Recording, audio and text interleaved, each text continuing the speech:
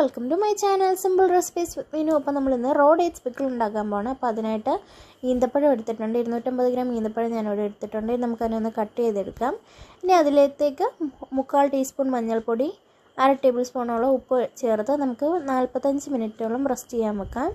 അപ്പോഴത്തേക്ക് നമ്മളൊരു പാൻ എടുത്ത് വെച്ചിട്ട് അതിനകത്തേക്ക് 2 ടേബിൾ സ്പൂണോളം എണ്ണ ഒഴിച്ച് കൊടുത്തിട്ട് കടുക് ആവശ്യത്തിനിട്ട് ഒന്ന് മൂപ്പിച്ചെടുക്കാം.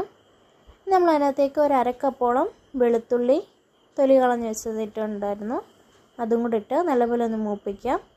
അതിലേക്ക് നമ്മൾ എടുത്ത് വെച്ചിട്ടുള്ള 4 പച്ചമുളക് ഞാൻ എടുത്ത് വെച്ചിട്ടുണ്ട്, അതും കൂടി ഇട്ട് കൊടുത്ത് നല്ലപോലെ ഒന്ന് മൂപ്പിച്ചെടുക്കാം. വെളുത്തുള്ളി മൂത്ത് വരുമ്പോഴത്തേക്ക് നമുക്ക് കറിവേപ്പില ഇട്ട് കൊടുക്കാം. ഇനി നമുക്ക് 1/2 ടേബിൾ സ്പൂണോളം മഞ്ഞൾപ്പൊടി ഇട്ട് കൊടുക്കാം. എന്നിട്ട് ഒരു 2 ടേബിൾ സ്പൂൺ മുളക് പൊടിയും കൂടെ ആഡ് ചെയ്ത് നല്ലപോലെ ഒന്ന് മൂപ്പിച്ചെടുക്കാം.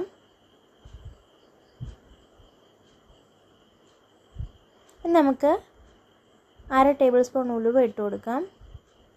ഉലുവ പൊടിയാണ് ഇട്ട് കൊടുക്കുന്നത്. ഇനി 1/2 ടേബിൾ സ്പൂൺ കായം കൂടി ഇട്ട് കൊടുത്ത് നല്ലപോലെ ഒന്ന് മൂപ്പിച്ചെടുക്കാം. ഇനി നമ്മൾ അരിഞ്ഞ് വെച്ചിട്ടുണ്ടായിരുന്ന ഈന്തപ്പഴം നമുക്ക് ഇതിനകത്തേക്ക് ഇട്ട് കൊടുത്ത് നല്ലപോലെ ഒന്ന് ഇളക്കിയെടുക്കാം. ഒരു 5 മിനിറ്റ് നല്ലപോലെ ഒന്ന് ഇളക്കി കൊടുത്തുകൊണ്ടേയിരിക്കണം.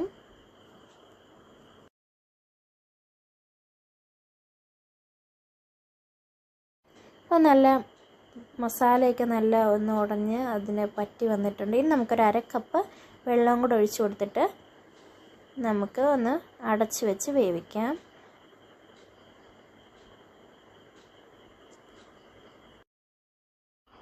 അപ്പോൾ നമ്മുടെ ഈന്തപ്പഴ അച്ചാർ ഇവിടെ റെഡി ആയിട്ടുണ്ട്. നല്ലപോലെ വെള്ളമൊക്കെ വറ്റി നല്ല എണ്ണയൊക്കെ തെളിഞ്ഞ് വന്നിട്ടുണ്ട്. അപ്പോൾ നമ്മുടെ അച്ചാർ ഇവിടെ റെഡി ആയിട്ടുണ്ട്. എല്ലാവരും ഒന്ന് ട്രൈ ചെയ്ത് നോക്കുക, ഷെയർ ചെയ്യുക, സബ്സ്ക്രൈബ് ചെയ്യുക. താങ്ക്